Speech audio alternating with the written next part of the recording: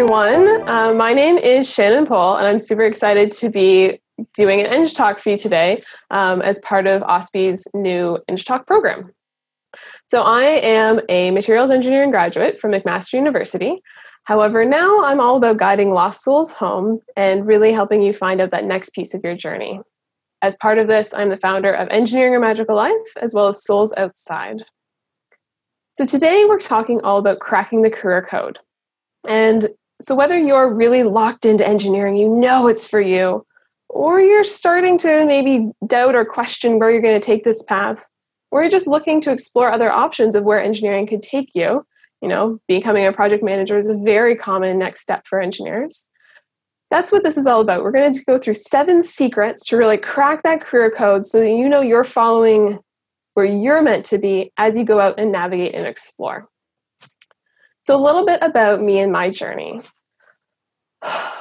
When I started engineering, I was thoroughly confused about where I was going to take it. It was 100% the best degree for me to take at university. However, that's when the confusion began. Which stream to take? What was I going to do with it? What should I work at in my summer jobs? All of these doubts and confusion about where is this thing going to take me?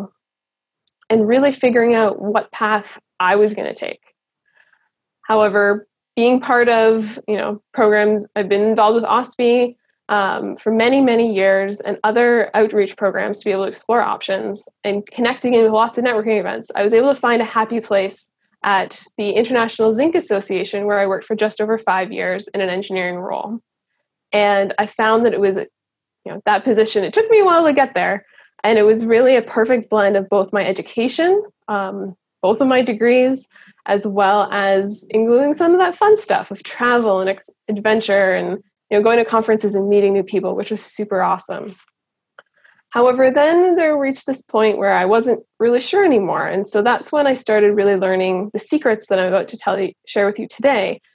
Because now I'm so excited to be able to share them with you because I've been able to translate my engineering experience into this brand new role for myself and really applying the concepts we learn in engineering to now helping you. Because now that I've been in your footsteps, I want to be able to give back and share how you can really make sure that you're doing all the best pieces for you.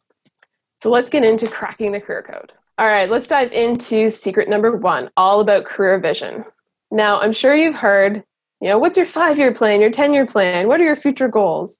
And sometimes they can seem really daunting.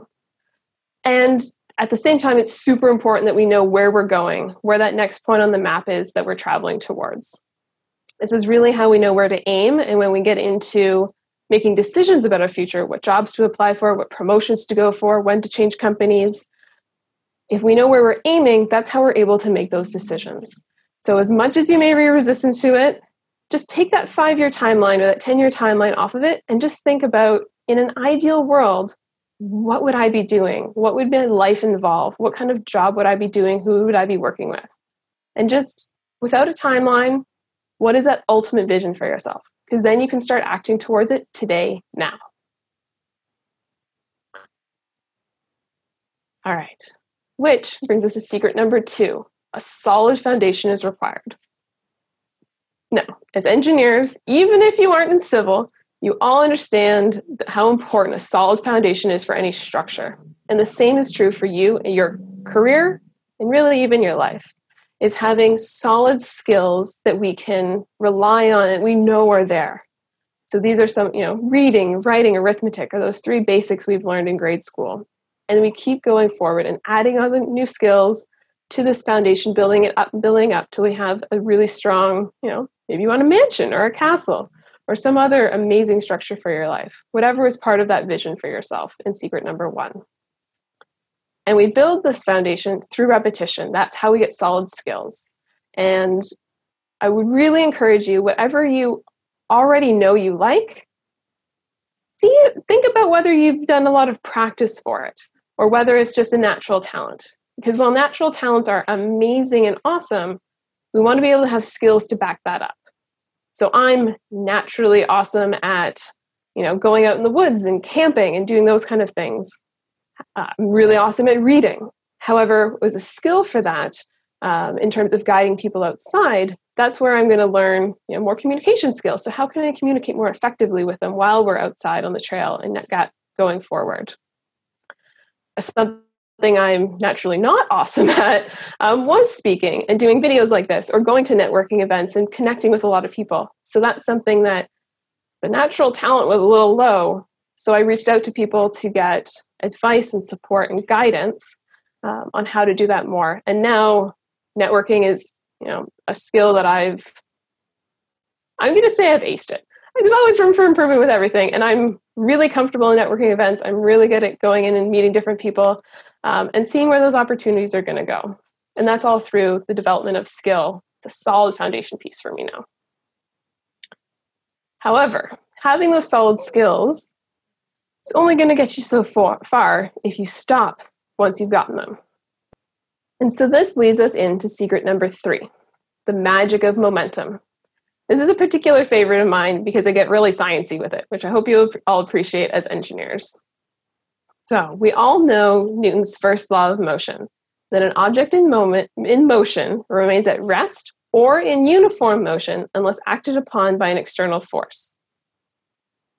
So in this case, you are the object. You are the one in motion. You know where you're going. You've got those skills to back it up. And the important thing is we have to keep going and keep moving forward, continuing to add new skills in, continuing to add and to change our direction based on our vision.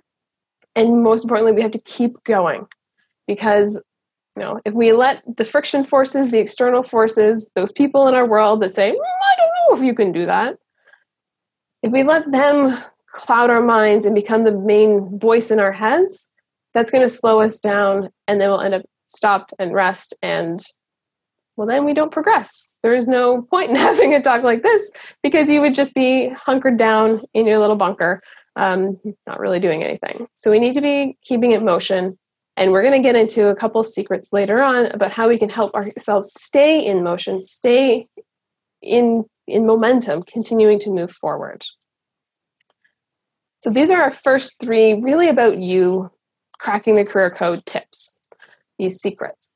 The next 3 we're going to get into are a little bit more about next 2 are about the other people involved, and then the final 2 are really going to be about how you can keep this momentum going and keep moving forward. And so let's go to secret number 4, which is about inspiring everywhere and anywhere. This one I think is fairly self-explanatory. You're always inspiring someone wherever you are, and you never know who's watching or who's listening. And I want you to take this one as an uplifting thing, that you could always be, showcasing awesomeness to somebody else who's going to see you, at a networking event talking to someone and be like, wow, like that person that maybe I perceive of as a little nerdy is actually going out and doing it. Like, that's amazing. I can do that too. I want you to avoid taking this as, someone's always watching and stressing out about it. Because that's not the point. The point is that as we're going forward, we never know whose lives we're changing and evolving. Because there's always someone behind us that's looking to follow in your footprints, in your soul prints, and moving forward. And to be able to do this effectively, this is where we get into secret number 5 and the importance of, truly teaming together and working with other people. Because we are going to have those days where we stress out, we worry about things, we're caught up in a moment, so that the idea of being inspiring for someone else might get a little overwhelming. And that's where one of the ways a team can really pull together and support you and be like, you know what? I've got your back today. You can take a little rest. We've got you. The other importance of truly teaming together is, I'm sure, like me, you are a super independent person capable of doing anything on your own, which is awesome and has served you so well in life. However, we also need to be able to use that independence and work interdependently with the other people on our teams. Again, I'm sure everyone had a group project in university, or maybe even in your workplace now, where you felt either that you had to take the reins and take everything and do all of the work because someone was slacking, or you watched as someone steamrolled the group and stepped into that role because they were so used to their group letting them down that they just took charge, and you were left being like, wait, like I can help. Wait, what's happening right now? Like, I'm part of this team too. And so this is something we need to really shake up and think about what it means to truly team together.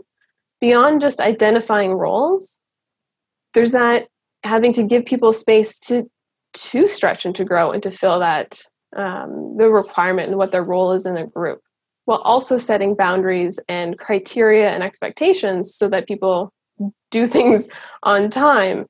And if someone falls flat once in a while, we have some checks and balances in place to be able to make up the difference, but continuing to inspire them forward and empower them to do more and be more. And so with truly teaming together, it's about really embracing what you're really good at, where your solid foundation is in place, bringing that to your team, being honest about where there's maybe gaps and where you'd like to learn new things. And with that, if you can embrace that you do have a gap, finding that team member that can step in to fill that piece in the moment. So we were working as a cohesive unit where everyone's, really strong. The whole is greater than the sum of its parts. And we can really move forward as a unit together, full of amazing independent individuals who know how to give and take within a team environment. All right. So those are 4 and 5, very interwoven, all about working with other people to move forward. And sometimes, especially if you're an introvert like myself, number 6 becomes very important. Because number 6 is all about taking a time out. Because you know what? Even if you're an extrovert, you need to take a time out sometimes. And with introversion, extroversion, just in case you're confused about it, it's just really where we go to recharge our batteries. There's nothing about whether you like people or dislike people or you're shy, although they can be associated with those traits. But really it's about where we charge our batteries. So at the end of the workday, are you like, you know what, let's go get drinks. Like I really need to unwind and have drinks with some people. Or are you the person where, this is more my natural state. Oh, after work, I need to unwind. I need to go home and read a book or go for a walk by myself in the park and just be by myself in an environment to recharge and refuel my batteries. And these are really the first 2 key questions I'd encourage you to ask yourself is how do you have effective, productive rest? So for me, I love going out with people for drinks or having fun and getting together with people. However, I also have to realize that doesn't fully recharge my batteries, that I need that alone time, that independent work time, which is another important part of this introversion or extroversion. It's just how we recharge our batteries and fuel ourselves. So ask yourself which way, and then start acting on it and actually giving yourself those timeouts, those pauses in your day. I know it's very natural for me in the past to work, and crash for a few days, and work, and crash for a few days. And is that healthy and sustainable? Not really, not in the long term. So as you're thinking about 1, how you recharge your batteries, 2, also think about the flow of your life right now. And are you, working yourself silly and then crashing?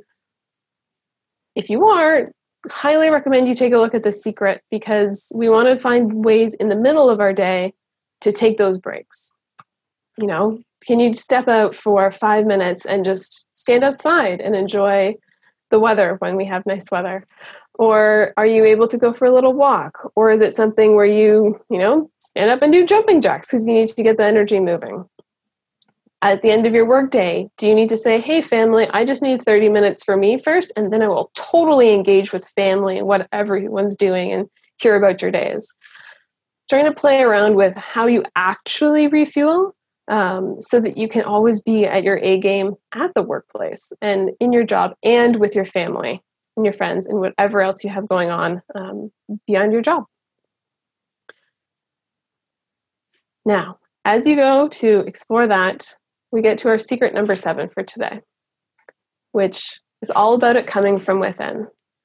Because this is really, I'll say, the meat and potatoes, the real crux of cracking the career code is, as much as we can find our vision or build those skills into a solid foundation to get into motion and keep the momentum going, getting excited about how we can inspire people and not even know it, and working with a team, really cohesively and effectively, and weaving in some of those timeout pieces.